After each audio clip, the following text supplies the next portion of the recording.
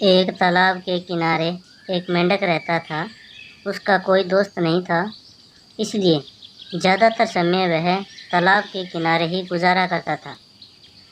एक दिन जब वह तालाब के पास घूम रहा था, तभी अचानक से एक चिड़िया उड़ते हुए उसके पास आकर बैठ गई और उस मेंढक से पूछने लगी कि तुम तालाब के बाहर क्यों घूम रहे हो?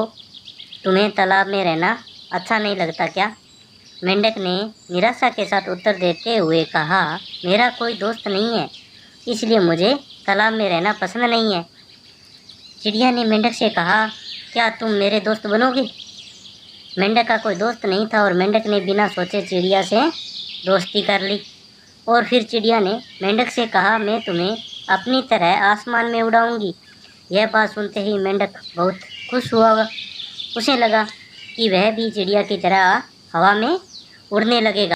और कुछ देर दोनों आपस में बातें करने के बाद चिड़िया के कहने पर मेंढक एक पेड़ पर चढ़ गया। चिड़िया नादान थी, उसने मेंढक को अपनी तरह पक्षी समझकर पेड़ से कूदने को कहा, क्योंकि वह सोच रही थी कि पेड़ से जब कूदेगा वह उड़ने लगेगा। और अगले ही पल जैसे ही चिड़िया के कहने पर मेंढक ने पेड़ से छलांग लगाई और मेंढक पेड़ के नीचे आ गिरा।